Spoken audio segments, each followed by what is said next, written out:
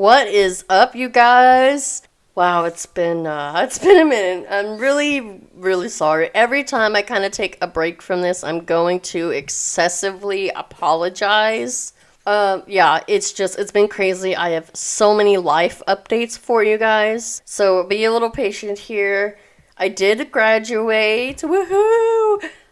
Such a wonderful time, a wonderful celebration. I ended the race well. I graduated summa cum laude, which is like the highest distinction for honors. You have to have like a 3.85 GPA or higher. And so I graduated with honors. I had some family come out. We celebrated and we just enjoyed each other's company, family and friends, and it's all over now.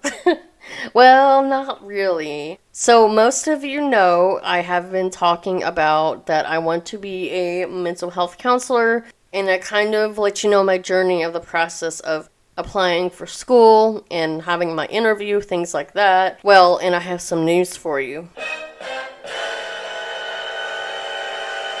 I got accepted! Woohoo! Yeah, I start in the fall. I am taking the full summer off. I am going to enjoy my time. Yeah, so since graduation, I have just been kind of unwinding and enjoying some time off. Hence why I'm getting back into this. I'm going to try to dedicate more and more time to develop this and give you guys more content. So I have been reading this book. So this book is called The Minds of Mass Killers: Understanding and Interrupting the Pathway to Violence by Dr. P. Shavaun Scott. I actually learned about this book because Dr. Shavaun Scott's agent reached out to me a while ago and we scheduled to have her on the show. So that's who my guest is for today. My very first guest. I'm super excited. I will post the video on an additional YouTube, so if anyone wants to watch us actually talking, if you want to actually see our faces. So Dr. Scott is a mental health therapist, and she has 30 years of research experience in criminal psychology. Her book is more about the realities of mass killings, particularly mass shootings. We kind of scratched the surface with her book, and we are going to go more in detail in it throughout the podcast, throughout some episodes. And I do plan on having her back on the show. So you guys check out her book, The Minds of Mass Killers by Dr. P. Shavaun Scott. It is super relevant to what is going on right now, and she does currently practice in California and Oregon, and she is just so amazing. She's got so much knowledge about criminology, neuroscience, and developmental and social psychology, and the whole point of her book pretty much makes the case that we are all capable of creating a safer society. In our interview, we dived into quite a few issues that are points of discussion that your everyday citizens are having about mass shootings. And we also just talk about making for a kinder society, and that we can all be a part of the change. And there is a side story of intervention that I do share that happened at my high school years after I left. I also want to say that our hearts, our thoughts, and our prayers do go out to the families in New York and in Texas. I do want to say I do have friends that live in the town in Texas where this happened. And luckily, I do know that they are safe and that their kids go to a different school, but it still hits close to home. So I definitely have them in my thoughts and everyone else that is involved and that is affected by this. It's very traumatic. It's very devastating. And with that, I'm your host, Katie Gonzalez, and you're listening to What the Psychology.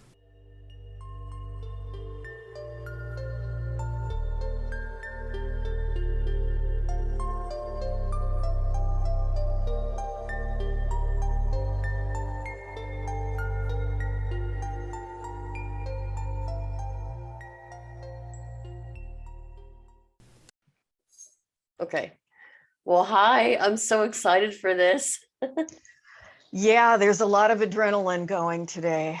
I know, and it's crazy because we've had this plan for a few months now, and then of course recent events happen, and it's very unfortunate, but it's a very relevant topic. And I actually have friends that live in the town where this Wow. happened. Luckily, their kids go to a different school, but it's still like just very shaken with it being so Yeah. close to home for them. Yeah. I think the whole country is in a state of trauma because when we've had the incident in the Bronx and then it went to Buffalo, and I was talking with people after the Buffalo event that we're going to have to really be careful in the next 2 weeks because there tends to be a big contagion effect. And it has just been boom, boom, boom since then. And then the news is also flooding with plots that have been interrupted in the last few days. Right. And it's really hitting people. I have been flooded today with not only requests for emergency sessions from my clients who are feeling the stress, but also my Facebook Messenger has been blowing up with people wanting to talk about it. And yeah, yeah, it's disturbing in the deepest way. Yeah, and I think my husband told me today, I need to check. Yeah, he told me this morning, hey, there was a shooting in Nashville, which is where I'm from originally. And I'm like, what? Like, and I don't know if it was like an actual shooting or if it was like I don't know. I'm kind of looking at the news because I haven't been able to really look into it, but I'm like, it's crazy. I'm Yeah, like, I've no. seen headlines about at two or three that would have been significant but were interrupted. So one of them may have been Nashville. I'm really not sure. I can't keep track. And that's Yeah, one of the things that I try to do is just track what's happening and where it's happening and track the patterns. And it's just frustrating and horrible. There have been so many, I can't even keep up with it. it's crazy. Yeah, tracking it would just have to be my full-time job, I think, if I were going to be successful at that. Right. You wouldn't really get much of anything else done. No, I couldn't have a clinical practice if I just focused on it all the time. Right. Okay, well, tell us a little bit more about yourself. Of course, I'm recording this now, and I think usually my stuff is audio, but for YouTube, I'll probably post like the full video, and then with the podcast, I'll edit and whatnot. Sure. But for the listeners, I know I've read up on you, and I'm so inspired by you because I'm kind of on that path. I just graduated college with my bachelor's in like multidisciplinary, but my concentration was um, what is it? I just blanked. Behavioral health. Gotcha. And I've already been accepted for the fall into clinical mental health counseling for my master's. Oh, wonderful. Well, Yeah, so I'm like, congratulations. yeah, and I haven't done an episode in a while because finals and everything. And so my viewers know that that was kind of my path, but now I get to tell them, oh, I made it. Like I got in. So I pretty much fell in love with psychology my I guess my first semester or so because I was in the military prior. I did my 6 years and my job was like human resources. So completely different. When I was separating, I did like an internship. I did not like it. I'm like, this is so different on the outside. I can't do this. Like, I mean, I'm not gonna nag on HR, but where I did my internship, it was just like customer service wasn't a priority, and they were very departmentalized instead of being more everyone kind of knows a little bit of everything. And the military, it's like you're expected to know everything, so it's just completely different. And then COVID hit. I couldn't get a job, and my husband's like, well, go to school. You've been saying you want to go to school. And so I did. First, I was going to go like business admin, or I guess more like medical administration. And I took like a healthcare systems class. And it was so interesting, but it bored me to death. I had a great professor and everything. I'm just like, this ain't it. And then I took a intro to psych class that next semester, And I was like, okay, this is it. I fell in love with psychology, and I'm like, this is what I want to do.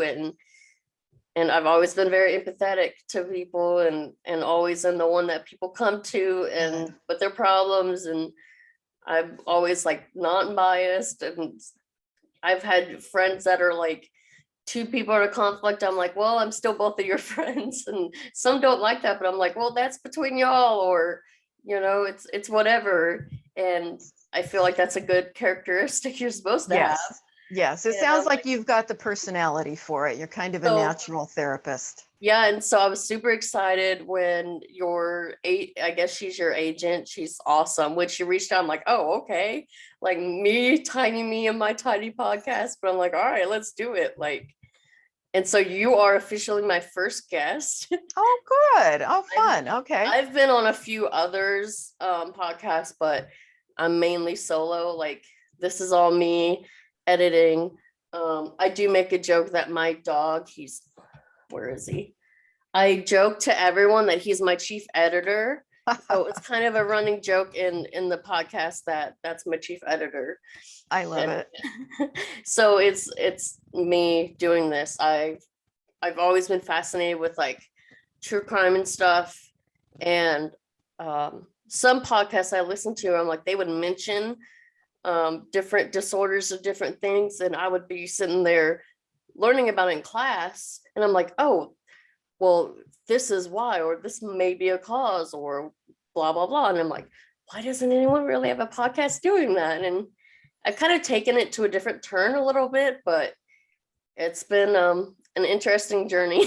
So Well, there's a need for good information out there, and there's so much flawed information and so much speculation, and I'm with you about the fascinating aspect of psychology. There's nothing, to me, nothing more interesting than human behavior, and why we do the things we do, why our family members do the things they do, and why people in general, in groups, in our country, why do we have the problems we have? How do we fix the problems? It's, to me, there's no more important topic. And right. I've been fascinated with it since early childhood. I always loved detective stories as a little kid, starting at 6 or 7. And really being a clinician is very much like being a detective, because you're looking at superficial things and you're trying to go underneath that and figure out, okay, what's driving the behavior? What's really going on? And most of us are kind of mysteries to ourselves, at least some of the time. We don't know why we do the things we do, why we make some of the choices we make. And so I think it's a wonderful discipline for understanding ourselves, for our own personal growth, helping our friends. And then, yeah, there's no more fascinating career. It can be pretty stressful, but I would not do anything else. So I've been licensed since 1991. And most of that time I've worked in private practice, with a really wide variety of people with every imaginable problem. But I've also worked quite a few years in forensic multidisciplinary groups, where I was working with a population of people who had committed some kind of violent crime and were now trying to integrate back into the community. And so they had intensive therapy several times a week and intensive case management. And I worked with psychiatrists, psychologists, and then I did clinical work. So it's something I know a lot about. And even in the discipline of psychology or psychotherapy, most clinicians do not study forensics. And so it is kind of a specialty area when Yeah. you work with criminals. And a lot of people find the idea really scary and they don't want to do that. To me, it's just been another fascinating aspect of human behavior, so I've learned a lot. I've enjoyed it. And then why I wrote this particular book, I'm a mom. My kids are adults now, but they were in high school when Columbine happened. And that, because it received so much media attention, that literally went on for months, it shook all of us to the core. Our sense of school being a safe place, essentially a safe place, was shaken. And then when Sandy Hook happened, my office was flooded with teachers who were shaken that now, even in elementary school, we may have to protect the lives of our students. And that's not why we became teachers. You know, we're not cops. And people were saying, have teachers get guns and all these things. And teachers are still, even this week, I'm getting messages from teachers who are just rattled and having trauma reactions. And so in 2019, when I started the book, there had been El Paso, Texas, Dayton, Ohio, and Gilroy, California. And those happened boom, boom, boom, just within hours of each other. And I'm active on Facebook, and there was so much buzz on social media. People were so upset, but they were sharing myths over and over and over. And one of the myths is we don't know why this happens. Well, I know why it happens. You know, it's no big mystery to me why it happens. And so I sat down and wrote a Medium article and just took about 15 minutes and put some basic things down on Medium. And that got a lot of attention. And one of the editors from McFarland Books contacted me a few weeks later and sent me an email and said, would you consider writing a book for us on the topic? So then I spent the next couple years working on the book and putting, basically, it's a kind of voluminous, there's a lot of information in it, but I wanted to put everything that I can say that we know and understand about why people do these things. And since the book has come out, obviously the problem has not stopped. It's just, we're seeing increasing in frequency every year. So my heart is really in it. I've worked with so many people who have been victims of crime, but I've worked with perpetrators of crime too. And so my heart is really looking toward prevention, because, you know, if we understood these things better, we could do a better job of prevention. And that's what I would really like to see. Yeah, definitely. And I'm reading it for the second time. I'm like, because there's so much information, and I'm like halfway through the second time, and I'm like, oh, like it is a lot. Yeah. But it's like, because I've studied some of them, like, okay, I understand that, but I'm like, I couldn't imagine being like not knowing some of these things. Yeah. The publisher said, we'd really like you to write a comprehensive book. And I'm like, comprehensive? Okay, I can do that. So I put a lot of developmental information and how we develop empathy and why some people don't develop empathy. And you know, there is a lot in there. And I think now maybe it would be good to do an abridged version, because I think a lot of people, it's overwhelming, the amount of information. But I also tell people, you know, you can skip around if there's a certain chapter that you're interested in. You don't have to read the whole thing. You can just go to that chapter. Yeah, I've enjoyed reading it. Even sometimes I'm reading certain things, I'm like, where is she going with this? And then I'm like, okay. Like there was one part with like the forensic stuff where it was like talking about, I can't remember if it was like not everything is like a mental disorder. I'm like, well, that's true. And then I can't remember what else it was. It was like something else. And I'm like, where is she going? And then you start talking about the insanity. I'm like, okay. I'm like, I'm glad she went there, because I was like, it's in my head, like, okay, where's she going? Yeah. Because there's a big difference between legality and the DSM. Exactly. Yeah. And people often know bits and pieces of this, you know, but they don't really know the whole story. So I tried to take a lot of the bits and pieces and then try to tie it all together so that there's a cohesive picture, you know, of what the problem is. Right. And I loved that. Like the last class, well, one of the last classes I took was forensic psychology. I'm like, okay. And it was like a lot of legal issues, and then eyewitnesses and memory and things like that. And I'm like, oh, I love this. And our professor was a lawyer. She's like, I'm a lawyer, but I'm not your lawyer. And I loved that class, because I'm like, we're getting more of the legal perspective. Right. But it's important to know, because I mean, right now there's so many court cases. I watch court TV pretty often, and I've heard, I know in one case, I can't remember which one it was, where at first, was it the Dubell case? Lori Dubell, something like that, where she was not competent, and everyone was like uproar. And I'm like, well, it doesn't mean that she's not going to have a trial. It's just right now she doesn't understand the proceedings, and she's not in that state of mind. And we have to kind of get her where she understands. She's still going to be held accountable, but Yes, yeah, it's yes. just Yeah, and people don't understand the different aspects of a mental health problem, whether we're talking about a personality disorder or we're right. talking about psychosis. And we often hear Exactly. those two words confused, psychopath or psychotic. And they're very, very Different. different things. And we, as a clinician, that's one of the first things when you sit down with a new person, you want to know, are they psychotic or are they more psychopathic? Because the way you deal with them in the criminal justice system is very, very different. And the way that you deal with those people clinically is very, very different. And it's true, if someone is psychotic and they are not in reality, their Right. brain is not working, they're having delusions, hallucinations, they're not thinking the way the rest of us think. So they're perceiving reality in a completely distorted way. They can't understand what's happening in a trial and they can't contribute to their own defense until they've had some medication and they're no longer psychotic. Right. And one thing I try to do with the podcast is I try to kind of break the stigma and I go into like the darker side, but also like the not so dark side. I know earlier on I did psychotic disorders and um well it's like psychotic break or psychotic break, and then I did an episode of Criminal Minds and why he had that episode.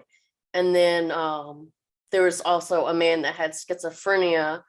I can't remember where, on a bus where he pretty much like killed and mutilated a dude. And but then I talked about, well, this is the perception we usually get of schizophrenia. And I also like describe what delusions are, what hallucinations Mhm. are, and that they're in a different reality. Yep. And then I also go on, well, there's also people that have been schizophrenic that have been successful. Mhm. Mhm. And I talked about, I'm horrible with names, the mathematician from like A Beautiful Mind, I can't remember Mhm. his name. Mhm. And also there was a famous football player, he played for the Packers for years, last name Aldridge was his last name, and he was diagnosed after he was in football, and he talked about advocacy. Mhm. Of course he's passed now, but I try to shine light on both and then Good. use my own story as well, because I've been diagnosed with major depressive disorder and generalized anxiety disorder. Mhm. And the thing is, when you go to a clinician, they're there to help and not necessarily completely explain. And Right. so taking classes, I'm like, okay, I understand so much more and what could be a cause, what could not be. And it's like, it's a healing in my own journey too, because I can explain to people like you can still be successful and have mental illness, and there are ways that you can Yes. kind of deal with it, and Yes. trying to break the stigma. And Good, good, because it's I always use the analogy of inclement weather, right? right, Inclement weather can mean a really foggy day, some drizzle, or it might mean a light rain, might mean a thunderstorm, it might mean a Category 5 hurricane, right? right.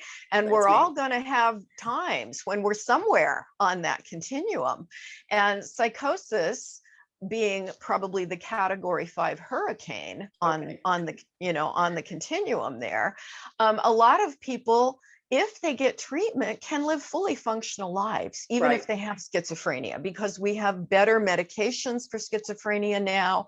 There are more treatments being developed for schizophrenia, and it doesn't have to be, a sentence of you're going to suffer your whole life or you're going to Right. be crazy. Many people do very, very well. And most people with schizophrenia will never become violent. It's a very Right. small percentage. And those are usually the people who become very paranoid. They develop paranoid delusions and hallucinations. And the real tragedy is if they commit violence, it's usually because they're frightened and they feel threatened and they're having a hallucination that this person they may harm, who's really not trying to harm them, but they're hallucinating that they're in danger somehow. And so Right. they think they're doing a good thing, by In their doing mind. something violent in their mind. And to me, that's one of the greatest tragedies, because that could certainly be prevented if they had access to the right kind of treatment. But so often people develop these symptoms for schizophrenia in their late teens, early 20s, and the family does not recognize what's wrong. So they accuse them of being on drugs, they throw them out of the house, they become homeless. And that's just the downward trajectory, where, when I think what you're doing is so important, because if other people understood these are the signs and symptoms, you really need to get this person that you love evaluated by a mental health professional. And maybe it's not psychosis, maybe it is something else, but if it's psychosis, you're literally saving their lives, Right. And even in your book, I know you didn't put it in what psychological terms, where there's positive and negative symptoms. And like positive is when it's actively showing, and the negative is when it's more, how do you kind of say? shut down. They withdraw. Right. So it's like if their face is just kind of flat, that's kind of like a negative, in a sense, where active is more the hallucinations and delusions. Exactly. And those things can be hard to pick up on too, but it's like, if we inform people, they can look for those things and get people help. Yeah, I wish we were teaching this in high school, because because then people would not only be able to help their family members, they'd be able to help their friends, because 16, 17, 18 is when a lot of those negative symptoms start, and then the positive symptoms start a few years later. And it's just incredibly important. The sooner we catch these things, the more we can do with treatment. And it really is saving somebody's life to get care early.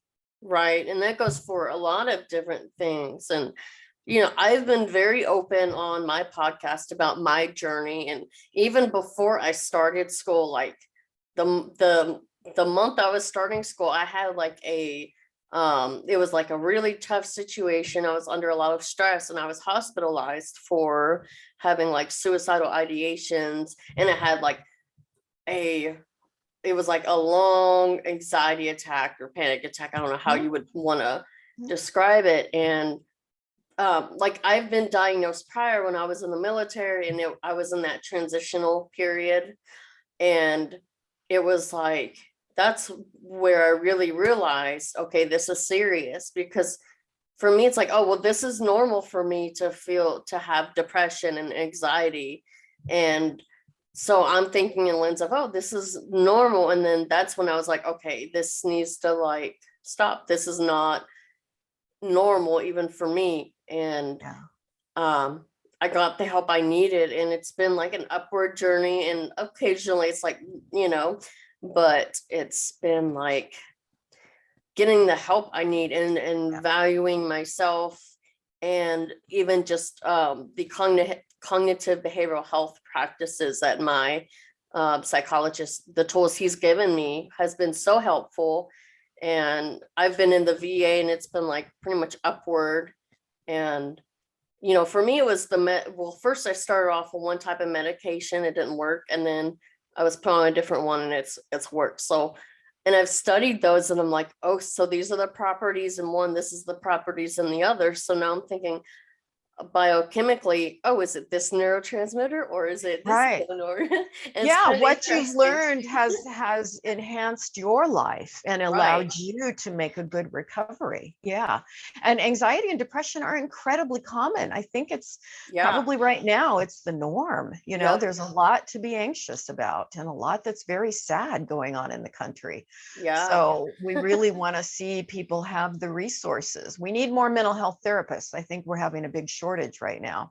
Good. And I feel like and I've met more and more people that have gotten into the field that because of their own issues. And I'm like, I always thought that, well, maybe you wouldn't want to go into the field if you have this, because then it might be hard to navigate. But I found more and more people have like had their own struggles and are successful in the field. And I feel like it's so relatable, because you may have clients with the same disorder, and you can just be more relatable and understand it on that personal level. So I'm like, for me, that's like the biggest thing, like that I'm kind of excited about going into this next journey, is getting clients that have dealt with the same things, and I can be like, not like grandiose, like, oh, look at me, but like, I've been where you're at, and Right. there's a way out, and it's not the taking your life way. It's getting help and knowing that you're cared about from practitioners. And so, I mean, Yeah, yeah. I think when you've suffered, you do have more empathy for other yeah, people who suffered. You're going to be less apt to just give them a flippant solution, well, just go exercise more or whatever, for a person in a deep depression. I mean, we all advocate exercise, right? But right, if a person is in a very deep vegetative depression and having suicidal ideation, they need more than that. right. And people who have never experienced those things, I think they're too quick to give glib answers. So I think everybody at some point in life is going to have some kind of mental health condition. Yeah. We're all going to grieve, and that can be incredibly difficult and Oh, painful. yeah. But there's just a lot of this, it's inevitable human stuff. So I'm just really glad that you were able to get the help that you needed, and you're going to share that with other people. It's worth Right. And it. it's hard because, well, I did take some time off from school, not a lot. It was just like telling my professors, hey, I'm grieving. All but one of, I would say all but one was like very, like, take all the time you need. I had one that was like not that way. And I'm like, how are you a psych professor? And I had a friend that I've known since like kindergarten. We pretty much grew up together. We rode the bus together, and we even were kind of friends or acquaintances in high school. And he took his life earlier this year, and he left behind a young family, a wife, and I think two boys. And the mom, she just had her third son, I believe.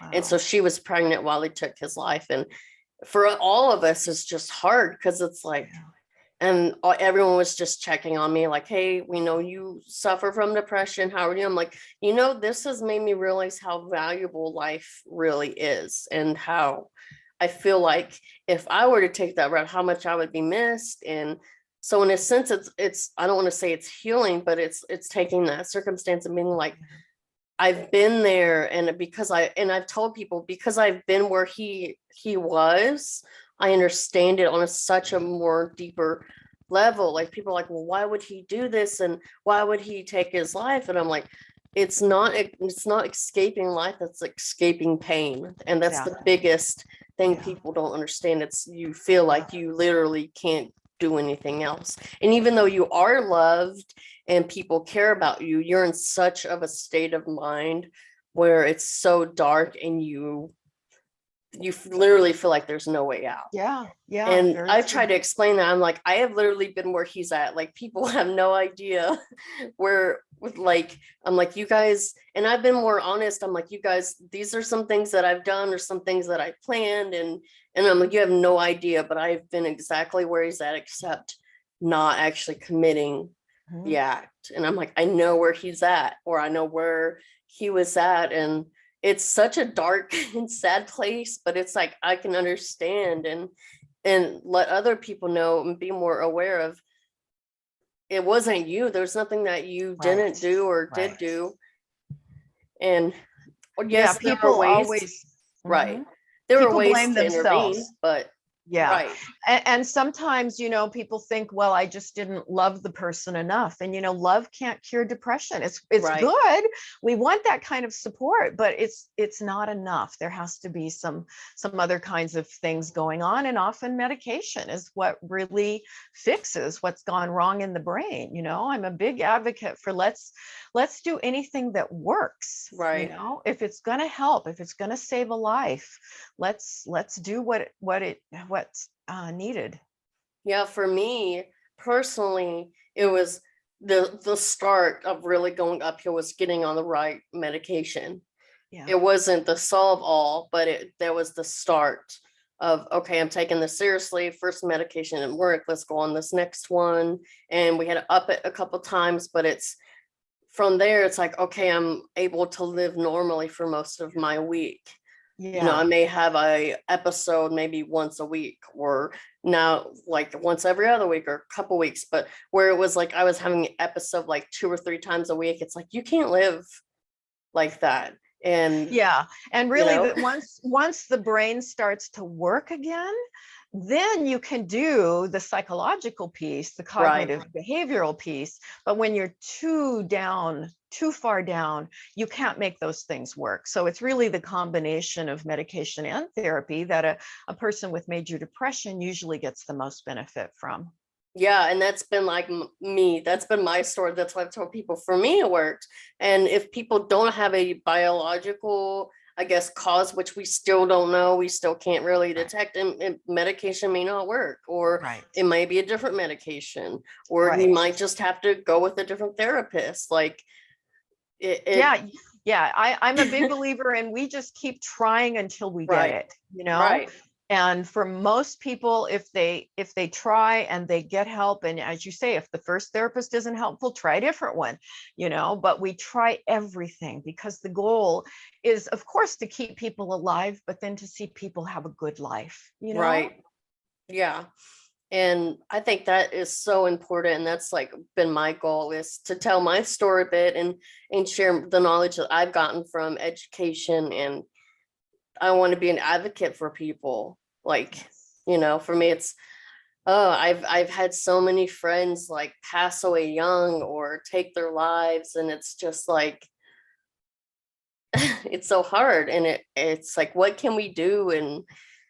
And I'm kind of like where you're at with the mass killers, the mass shooters, like what can we do? And oh my gosh, like with mental health, it's just like I wish people would understand more, or like Yeah. know the signs. And there's only so much you can do at a certain extent, but it's like there's still a way to intervene.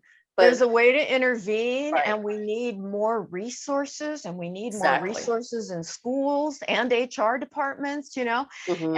And we really need some changes with who can just go into a store on their 18th birthday and buy a semi-automatic weapon with large capacity magazines, because there are people who make threats as teenagers, but then they turn 18 and all of a sudden they have no criminal record, right? Right, yep, and I'm familiar. and now you just turned 18, but even though you've had an arrest record as a juvenile, you don't as an adult.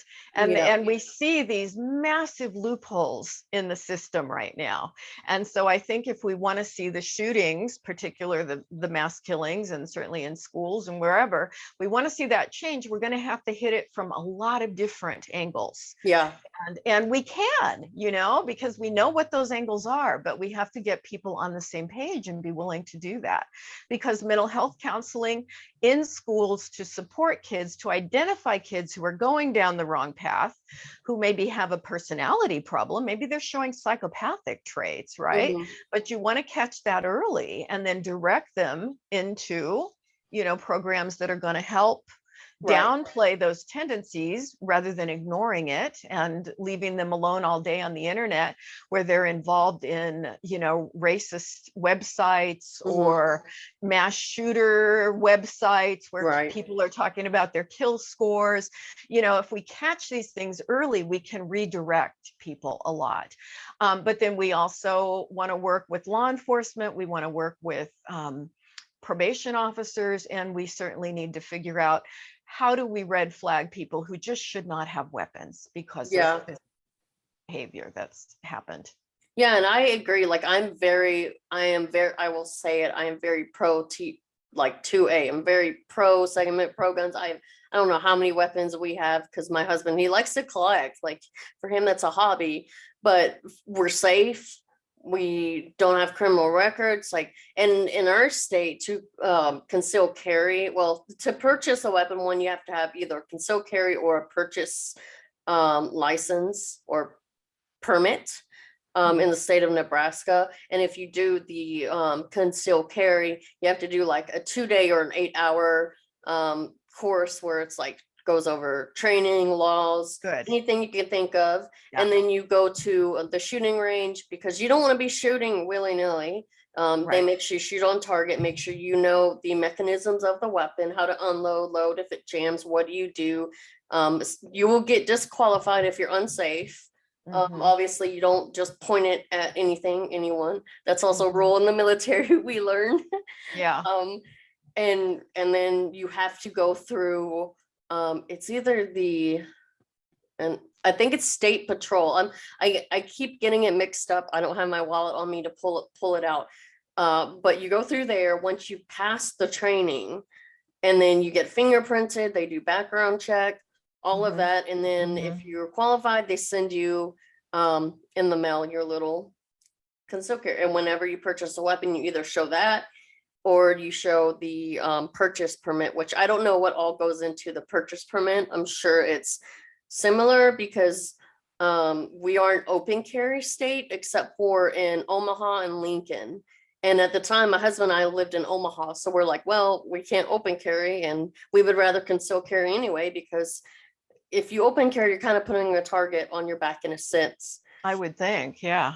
Right. And so we are very pro 2A, but I understand all of the um like all the mechanisms in our state that we have to go through. And I'm like, well, it's a lot of people say, you're not supposed to infringe on um right to bear arms, but you still have the right to bear arms. You just have to go through certain checks and Mhm. balances. And Just for makes me, sense. Yeah. right. Just makes sense. For me, I'm very pro 2A. And I'm like, well, it says shall not be infringed, but that's just saying that you can't acquire weapons, but it doesn't say anything against the legality of the process. Right. And so I Right. might get hated for that or loved for that. But, and an issue I've had the last couple of days, I've gone in so many debates of people that don't know what weapons are, or they'll say assault rifle or assault weapon. I'm Right. like, well, what is that? And they'll be like, oh, the AR. I'm like, actually, that's not what AR stands for. It's a company in the 1950s that created it. And an assault rifle is an automatic weapon. Right. If you look at I'm like, those are already banned. So what are you saying? Like, make your case, educate yourself. And then they get mad.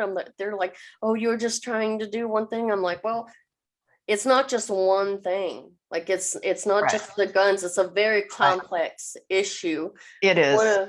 We tend to focus on one thing. Some people, they only focus on the mental health. Right. Others, they focus on they want all guns taken away, or they want more background checks or whatever. It's like, it's a complex issue. Yeah. You Yeah. also have people that I remember reading in your book, I remember reading some of these things as well. They show signs, like they'll put stuff on Facebook. It's like, Yeah. why Yeah. are they not? Or in some cases, the authorities are contacted and they're like, oh, there's nothing we can really do. It's like, Right, right. Yeah, we've got to sharpen up in a lot right, of ways if we want to see this change. Now, if we don't want to see it change, I would predict it's going to get worse and worse and worse, and we will have more shootings like what just happened in Texas, and like what happened yeah, in Sandy Hook, and what happened in Columbine, and what's happening in movie theaters and grocery stores and at synagogues and mosques. We will have more of it. Or we can say we're going to make a lot of changes, simultaneously. I have a friend, I don't remember what state he's in, somewhere in the Midwest, I believe, and hey, said in their community, you have to jump through a lot of hoops to get a gun. And then you have to go meet with the police chief for an interview in the town.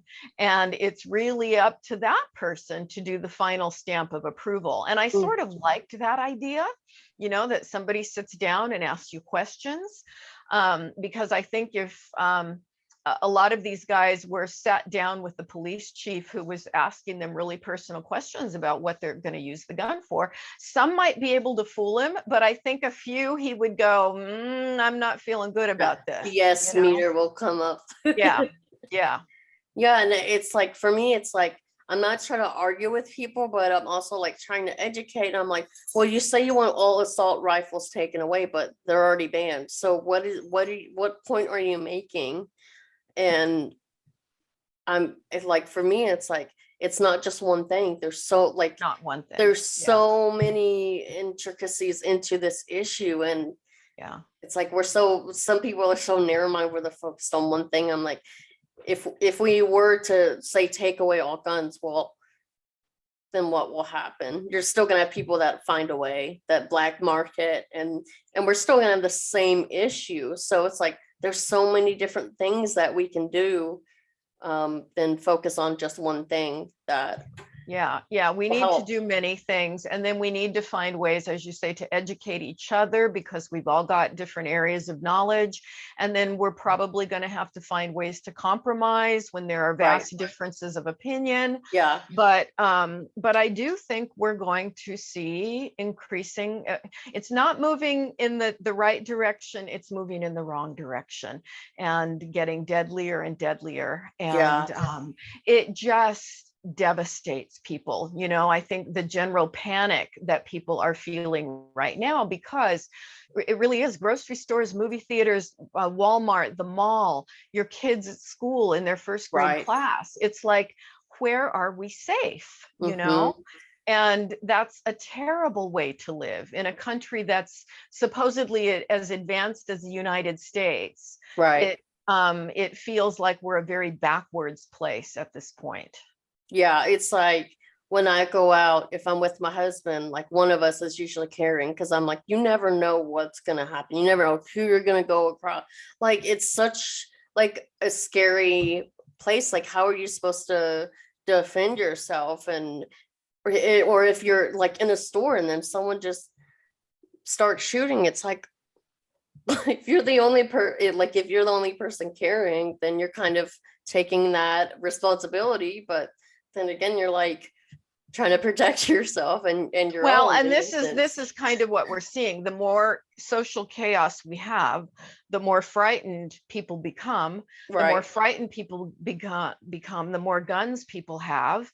I just heard that there are now over 400 million guns in civilian hands in the United States. There's only 320 million people. Right. So and then when you get the crossfire, like in the shooting in Tucson when Gabby Giffords was shot, when the crowd in the audience when she was shot tackled the gunman, but someone picked up the gun, and then when the police arrived, they thought he was the gunman and Right. almost killed him. So it's a very complicated situation. Yeah. And then you need A to know police big, procedure and yeah, we're a big messy country, yes, and we've so got many things. lots and lots of different value systems, and we're not one culture, we're a land of many cultures. People don't see the reality in the same way, they don't Yeah. see the world in the same way. And I think the sad thing right now is people are frightened and they're just throwing up their hands and they want Right. a solution, and there's not going to be one thing that fixes it. We're going to Right. have to do a lot of things, and that's why we're having this discussion, because we've Right. got to talk about it and problem solve and figure out, okay, what are we going to tell our politicians we want them to do? Exactly. Because Like they don't know what to do. no, they don't. Like I'm like, ugh. Like even some that politically aligned, I guess more politically aligned with me, some things that they do or say, I'm like, we're not fixing the issue. Like, Right. but you Right. see this all the time. Like if I use this all the time, like my husband, he's a legal immigrant from Guatemala. He's a citizen now. And we always talk about immigration, legal, illegal, all of that. And it's like, well, one side, it's like, okay, build the wall. That's only going to do so much. And then the other Right. side's like, let Right. everybody come in. If they're Right. illegal, you can give them everything. But it's like, the issue is policy when it comes to that. And Right. where nothing It's is actually being complicated. yeah, nothing is actually being changed. It's just words, or here's a Yeah. solution, and it's just like a band-aid. And I'm And like, it's not really a solution, and we end right, up with complete polarization instead of people exactly. really being able to talk and try to problem solve. You have And no idea. that's going to be the end of us if we don't come together and try to figure out how do we problem solve here. Right. And And if there were one easy solution, if it was as simple as, oh, violent video games cause mass shootings, right, well, that's easy, but we know that that's not true. Otherwise, there right, would be mass shootings all over South Korea and Japan and Germany and every other country, because people are playing the same video games all over the right. world. So it's very complicated, and I wish there was just one thing we could do. I wish. I know, me too. Yeah. If it was me, I would just be hitting everyone with like fake guitars because I was like beast at Guitar Hero. That would be great. Yeah. I'm still lame. I have my PS2 and a Wii. And I'm like, oh, that's old school now. I Yeah, don't that's play true. games as Yeah. much. Yeah, my son just got a PS5, I guess. I I'm just like, found that out yesterday. Yeah, but I'm he's old school. 37 or something now. So, yeah. Well, there is a one story I kind of wanted to tell you about. I want to pull it up. I tried reaching out to her and she didn't reply, which is kind of sad. But this actually happened in my school, my high school, happened years ago. I'm gonna have to find. I wanted to talk to her and get an interview when I was actually in town, but I guess with things, it's just been crazy, and I was only there for a short amount of time. Let me try to find it. Um, she is a guidance counselor at my old high school, and let me see. I gotta find it. She intervened with a kid who brought a gun to school, who was threatening to shoot up the school, and she intervened. I don't know the full story. I remember hearing about it a lot when it happened, and then she wrote a book about it. Let me see. I'm gonna have to Google. Okay, so the book is called Saving Sycamore, the school shooting that never happened. Oh, that sounds like a wonderful book.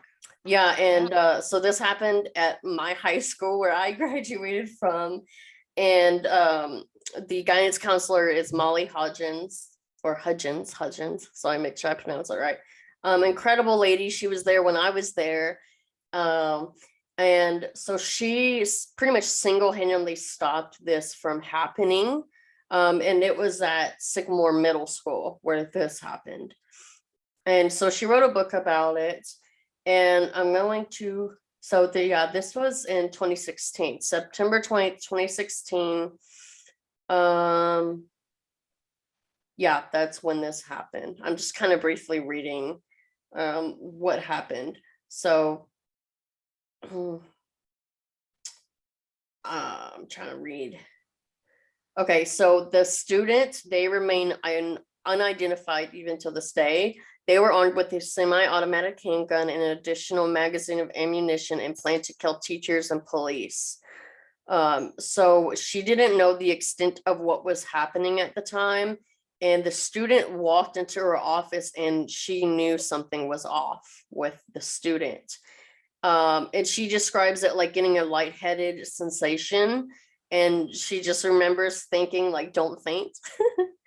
And then she thought he has a gun, and all of a sudden 18 years kind of flashed behind her eyes. I'm kind of reading quotes from like the news. After 90 minutes of talking and praying with the young student, he gave up the weapon, and they put their arms around each other and hugged. And so no shots were fired, no one was hurt. And it was because he reached out for help first, which we know isn't always the case. Right. But it is a very interesting story, and that's, I guess, her whole story of behind her book. And she got a Congressional Medal of Honor. Wow. And she met with like the 8th graders and told them they were going to protect him, like I guess the students. And I guess 4 years later, he's safe and sound with family. He's been given a second chance because nobody knows who he is. It's kind of crazy that I remember hearing this happen. I'm like, oh, like I saw it on the news, and I was only a couple of years into my military career, and I'm like, oh, that's my guidance counselor. I saw it on the news. I'm like, it was national, and I'm like, It's a wonderful story. I'm like, how is my tiny little school? Yeah, a lot of small schools are where these things happen. Probably statistically, you'll see more in smaller, more suburban or rural areas than in large city schools. But I think that shows an important point, that, and it certainly, as you said, doesn't work in all cases. Right. But having that heart-to-heart connection is really powerful. And sometimes you're dealing with a young person who's just really isolated. And in that isolation, they've gone into very dark, scary worlds online. And Yeah. those are the places where they spend all their time. And they really don't have a deep heart-to-heart connection with anyone. They've alienated their parents, or there's a lot wrong. And that's certainly not everybody. Right. But I think there are probably hundreds of stories like this teacher's story, and Yeah. maybe where the counselor doesn't even know that the Hmm. person had been planning a killing. But Right. because somebody makes that kind of heart connection, it offers a bit of hope and a different way of looking at things. And somebody that was thinking of going down the path to violence chooses another path. Right. And even for the people who say, well, I don't feel like there's anything I can do, we can all go into the world with that attitude of, I'm going to be making those kind of quality connections when Right. I meet people. And if everybody went out in the world with that attitude, I do think a lot of good would come out of it, even if we never know the people whose lives we touch. Right. And that's And something this, we're all capable of doing.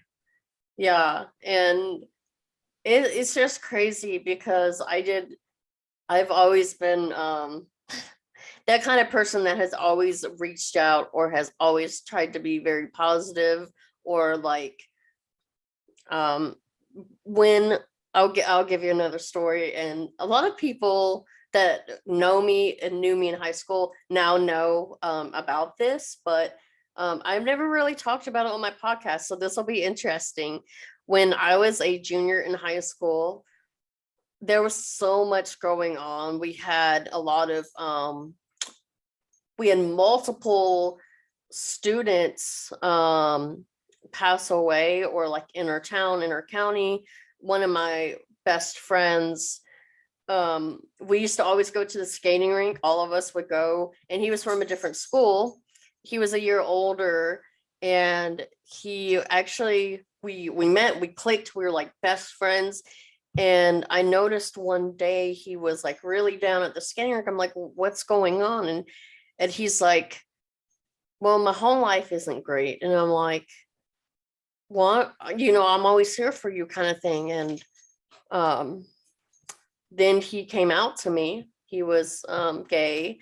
And I was like, okay, well, I'm still your friend. Like, I guess he thought that people were going to, I'm like, well, I'm still your friend. I love you for who you are. Everything else, it's whatever. To me, it's nothing. You're my friend. And the skating rink actually like closed down. Very sad. There were a lot of fights and some things that Mm. teenagers do. People would smoke, or they would sneak. Mm. They'd be smoking outside with different things. And Yeah. um, his home life got worse. And of course, the whole skating rink thing, that was kind of like middle school. Like middle school, I knew him like seventh, eighth grade. And then when I was a junior, he was a senior and he committed suicide. And at Mm. that point, we lost touch. We weren't really friends anymore because the skating rink closed down. No one really hung out there anymore. And I still have the news article in like one of my safes. And when I heard his name, I was like, that name is so familiar. And then I saw his face on the news. I'm like, oh, no way. And oh my gosh. And he was bullied and he had a hard home life. And so that was one incident. Then we had a mentally challenged kid get into a car accident and pass away. His nickname was Keys because he loved keys. And so we all donated keys to be put on his casket when he was buried. And there was just a lot of change in our school at the time. We had a wonderful principal, and then he retired, and then we had a horrible principal come in, and it was not good. And so I started this thing called Anonymous. And at first people were like, what is this? This is kind of creepy. And I had teachers help me, and I had a friend help me. And we would kind of be on a secret mission. We would observe people in the hallway and see where their locker was and what hall, and we would write their name.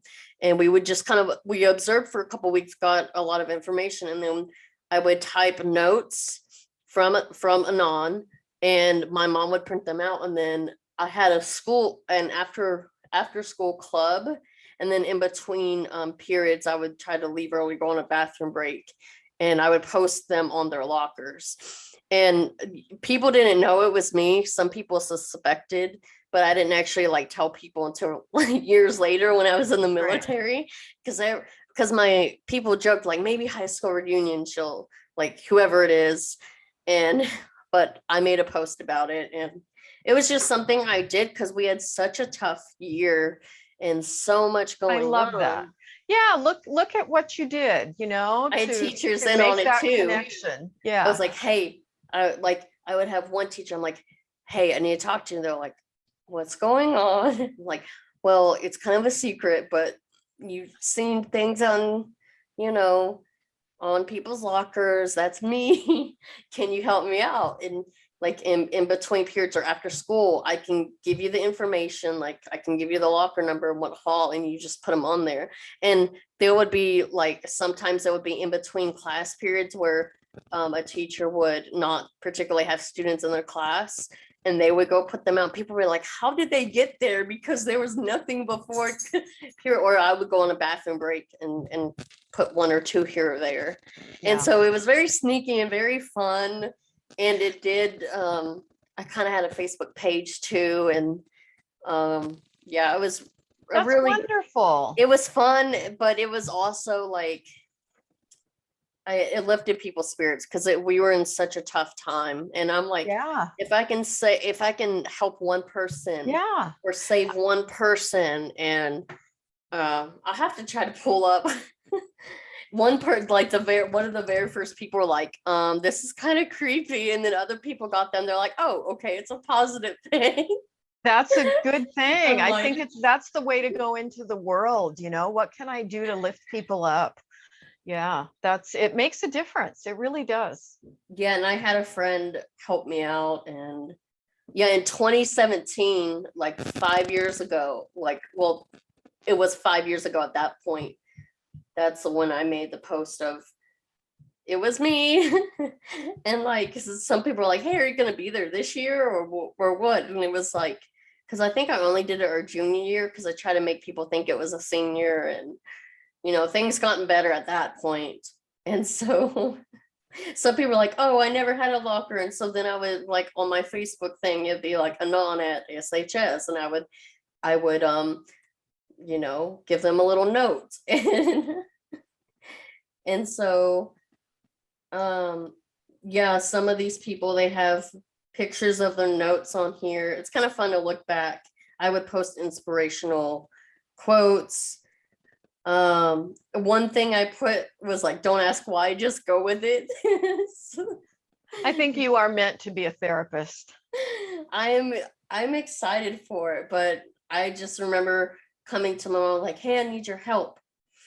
And she's like, okay, what's going on? I'm like, there's just been so much, and this is the only way.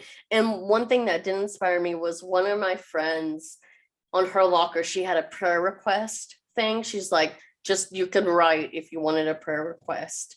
And I was like, that's kind of a good idea, but not everyone's going to be into that. So how can we reach more people? And Yep. yeah, Yep. I have people, they would post it. They said, this made my day. Like one of them said, you're very pretty and have an amazing sense of humor. Some said you're gorgeous, you're very talented, funny, and athletic. Just different things like you're very friendly. I love how you're very caring and just yourself. It wouldn't just be a bland like, Yeah. hey, you're amazing. It was very personable because I knew a lot of these people.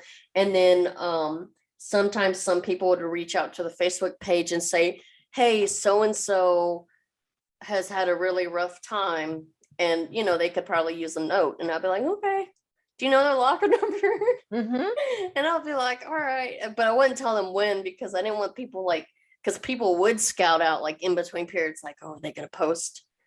So I'd have to be very sneaky. I'd mainly do it after school. So, Yeah. or in between, or once it got kind of everyone knew about it, I'd have teachers help because at that point everyone was looking out for who's posting. So I'd have teachers like, well, people were in class just I had my little minions. No, that's really inspirational, and that would be the kind of story to write up and get that out in the world, because I would love to see that at every school, Yeah, That would make a difference for people. A lot of people are isolated and don't have friends, and it's very easy to get into depression, and when yeah, people get into depression, they can start thinking very dark thoughts. right. So I think And that would I've be been there, wonderful. so Mhm. I definitely know. And Something like that would have changed my life in high school. I was a depressed kid in high school, so I me would have too. loved something like that. I was too, but I was always trying to just reach others as well. Like, it's in that year, it was just tough. We had so many people pass. I think Yeah. even on the page, I posted things of so and so, we're gonna miss you because someone passed. Like, it was just there's so much, and I'm like, okay, we need to just we're all suffering, and you how else are we going to survive? Yeah, we do need human bonds. We really do. We need, I mean, it may sound corny, we need love, but we need connection, we Right. need connection with other people who care. That's a basic human need. Yeah, it totally is.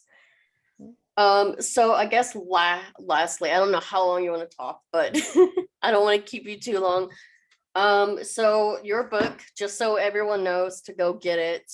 It's called The Minds of Mass Killers: Understanding and Interrupting the Pathway to Violence Yep, by that last Mrs. part. Mrs. Lovely Dr. P. Shavaun Scott. So you go by Shavaun, right? I I was do. like, I was like, what's the P for? But I'm not Yeah, gonna yeah, ask. yeah. Truly inspirational woman. I when I read like up about you and saw videos, I'm like, this lady reached out to me. I was like, It's a message that I will take this message everywhere forever, because I think the main part of that title is understanding and interrupting, yeah, and if one person in Nebraska learns some things that are red hey, flags that we can watch out for, and learns, see something, say something, and learns that heart to heart connections can make a difference, as your school counselor did, reaching right, out to somebody when you're seeing signs, talking to a parent, about talking to a teacher at school when they're seeing, somebody bring a gun to school. Even one little action anywhere in the world, if that saves a life or lives, hey, it's certainly worth my time. I'm happy to talk anytime. right. What do you think? Because I've read your book and I want other people to go get it and read it. You have so much great information in here. I guess what would be the biggest points to take away from your book? Biggest points to take away, I think, are it's a pathway.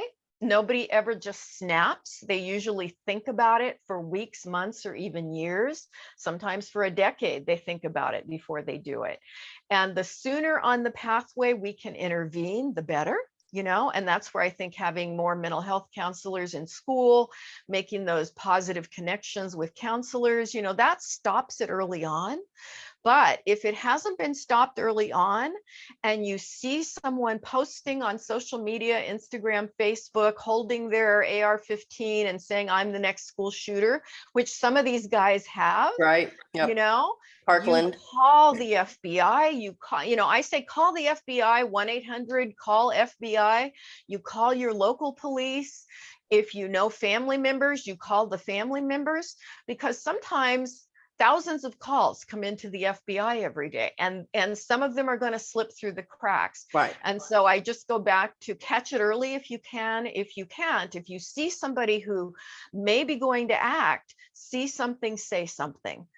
Because we do stop a lot of them right at the very end. They're in the news today, where somebody had bought the weapons, they had bought all the ammo, somebody knew about it, because most of the time there are other people who knew, even if Mm-hmm. they thought, well, we thought he was just joking, or we Right. thought he'd do it someday, but not today.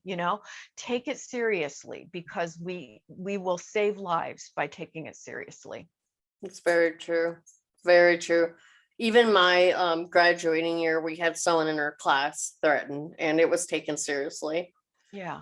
You know, they didn't say anything about the news, but we all knew about it, and someone reported it. And a lot of us were like, well, we're going to say something if no one else does. And luckily, by the end of the day, someone already reported them and they were expelled. And but you know, we were still worried because we're like, well, they still made the threat and graduation hasn't came. Yeah. So, but I guess the intervention, and they probably got him help. Exactly. So, I mean, exactly. And I think some people, it's really common for a person to make these kind of threats, but then to say, well, I don't mean it, I'm just joking. And we'd like to believe that they don't mean right. it, but that's not always true. And that's just something that they say, you know, so we always assume people mean it. And another red flag is if they're killing animals, you know, or posting dead animals, you know, it's odd, but that does go with it. It's one of the clusters in behavior that we see. So I think if you see a kid who's really into death in a really morbid way, unlike other kids, you know, and if they're killing animals, these are the kinds of things we need to get that person some attention before it progresses into hurting people. Yeah, it's definitely like puzzle pieces. Definitely, because even when I was younger, I'm like, oh, serial killers. Like I was into, but there is that extra step of, they used to call it like a triad, like if it was like if you're a bedwetter, if you kill animals, and another thing or whatever, home life, you know, the FBI or behavioral analysts had. And it's still kind of relevant, but they've sort of kind of swayed away a little bit, but the bedwetting, we've kind of, you know, diminished that in its importance, because a lot of kids, they just have a small bladder and they grow out of it, you know. But I think hurting animals is one that's still very relevant, that shows up in the literature a lot. And what we see with the recent shooters, that's what other kids say, you know, that they were really into hurting animals. And that's just a bad sign, because that's not normal kid behavior. You know, you don't attack dogs and cats. That's just not typically what kids do. So always see something, say something, and just as you have done, go out and make those good heart connections with people, because you never know, you're saving someone from homicide or suicide or, you know, just addiction. You know, we could make the world a kinder place. Oh yeah. And I think that's something, none of us are powerless when it comes to that, you know. Right. One of be wise. Right. And one of my classes, social psychology, shout out to one of the best professors. I'm not gonna say her name, but I don't even know if they listen. But we had a lot of really cool experiments in that class. Like we had one day where you would just observe people and their behavior and you'd take notes. And then another one was you had to do something kind of deviant from behavior, like not like intentionally harmful or things that would break the law, but like for me, what I did when I was in the gym, it was so embarrassing, but while I was running, I just started singing like really loudly to like my music, just to see, because you had to do something to get people, and it's like something embarrassing, and you have to describe how you felt, how others reacted, and oh, that's a great experiment. Right, but one of my favorites was you had to commit a day of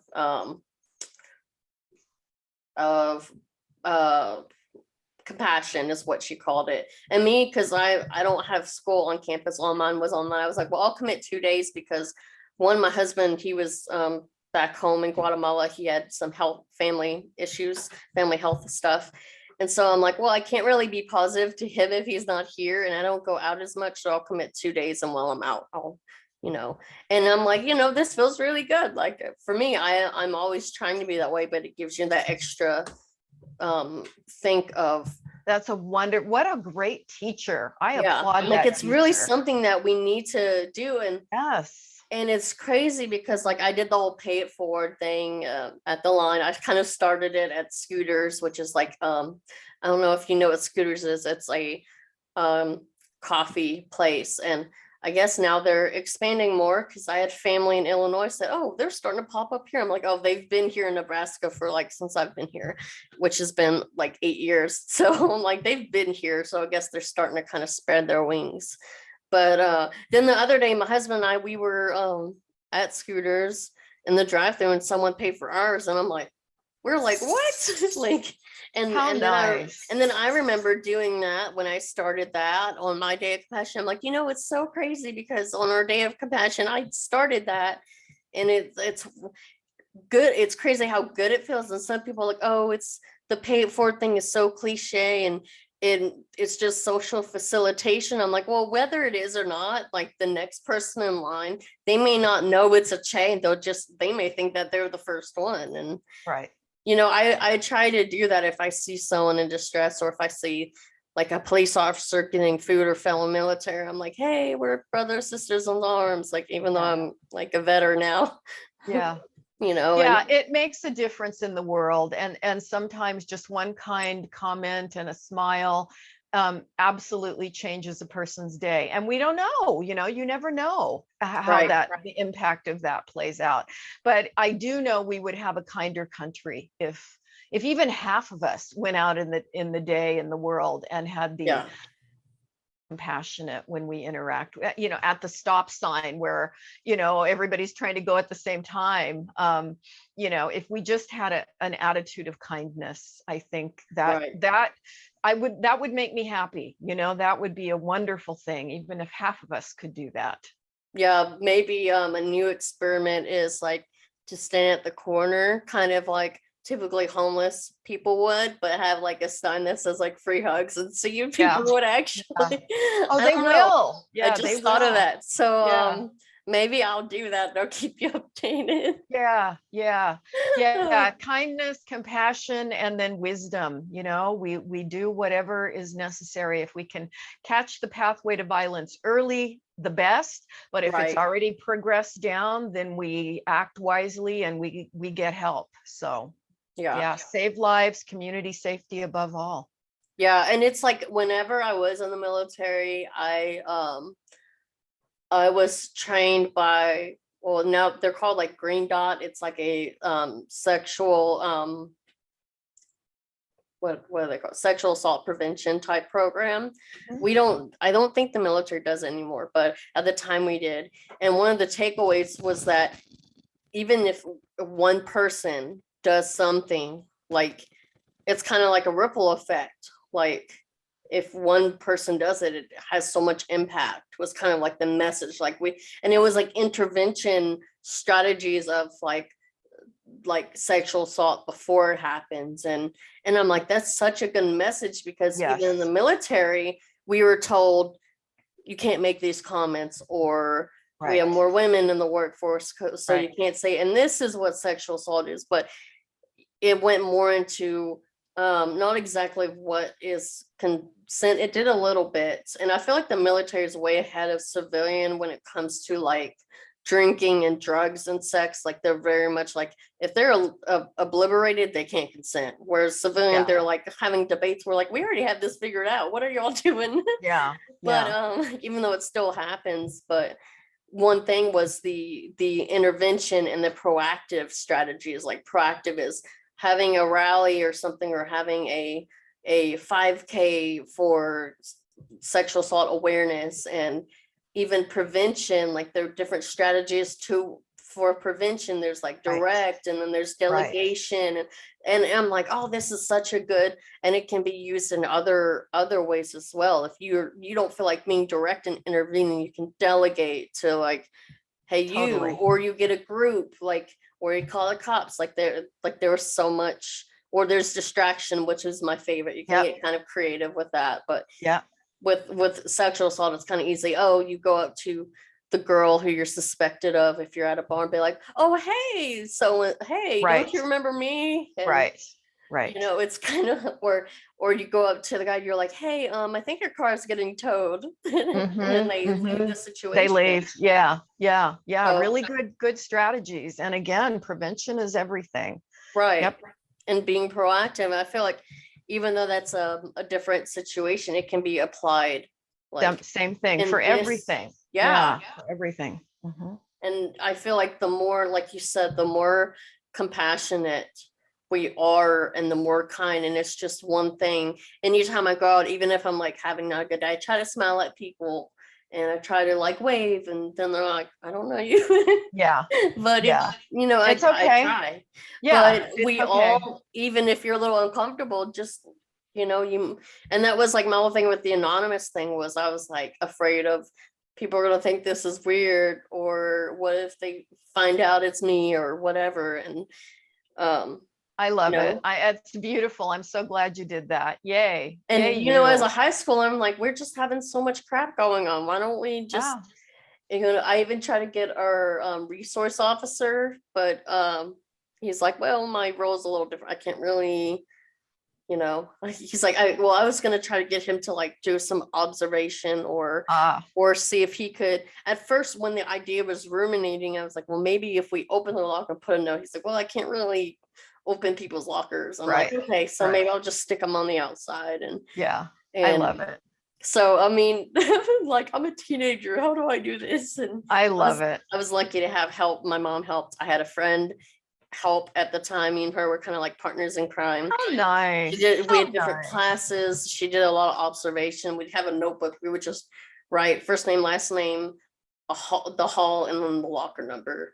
And if we didn't know the person, we would try to observe their behavior, or things that we kind of knew about them from the grapevine. Oh, they're very athletic, or Yeah. they're always like friendly, or they're always cracking jokes. So just little things that we can make that note personal. Yeah. So I but love it. I feel like if we could find a modern way to do that, and even if we don't have lockers, like, how do we Truly. Yeah. Truly. could Yeah. change? Yeah. It could That's my change. brightest story I think I'm going to hear today. So Oh, you I'm gave glad. me a smile there. That's a beautiful story. Yeah, I'm afraid though that if I do the free hugs thing on a corner, people are like, oh, pretty girl on a corner. Like, If no. somebody might take that wrong. Yeah. So, I'm like, oh, Yeah. I'll find another way to do something, but maybe not Yeah. to that extent. But oh man, it's been amazing having you. I've enjoyed the discussion. I hope you've Yeah, it's been delightful. Wonderful to meet you and talk. Thank you. yeah, well, we will have to do this again. I just I would enjoyed love this. to. Yeah. And go more in depth about Mhm. this. Yep. Love to talk about it. I did think about covering some of these cases, and maybe we can go back more into it. Yeah. Yeah. I'm Yeah. trying to, Layers of things to explore, and the personality types and traits that get going. And yeah, I would love to come back. So just send me a note. We'll make it happen. yeah, we'll definitely have to. I've loved this so much. You're amazing. You're an inspiration to me. Likewise. Likewise. I'm excited for my future and helping and impacting others. I always tell people my message for the podcast is advocacy, and it's for people to understand the mental health and mental illness a little bit more, and then it's not Yep. just this dark, creepy, stigmatized thing. Like, a lot of us have it, and Exactly. giving data, giving symptoms, just. And I don't Yeah. know if you've listened to any of the episodes. It's been a little bit since I've done an episode, but I'm getting back into it now that I've graduated. That was a Good. big thing. I'm like, Good. finals, and there's no way, just so busy. But Well, it's important work. It's important work, and yeah, eliminating the stigma is incredible. I mean, that's what we all need to be doing, because right. like inclement weather, everybody's going to have some dark times, you Yeah. know. It may not be the Category 5 hurricane, but we're all going to have a thunderstorm here and It there. may not be the Katie, but it'll be the Yeah. rain. Just Yeah. kidding. Yeah. All right. Well, thank you so much. We'll have to do this again. We're gonna have All to, right. for sure. All right. I'm planning on doing a few more episodes, maybe about this subject, and dissect some of the things that you have in your book. I'll make sure to shout you out in those, and then maybe have you come back and discuss some of those. I would be happy to. It's been a pleasure having you. All right. Thank you so much, Katie. All right. Thank you so much. Okay. Bye-bye. All right. Bye. Well, thank you guys so much for listening. I'm your host, Katie Gonzalez, and you've been listening to What the Psychology. Stay psycho.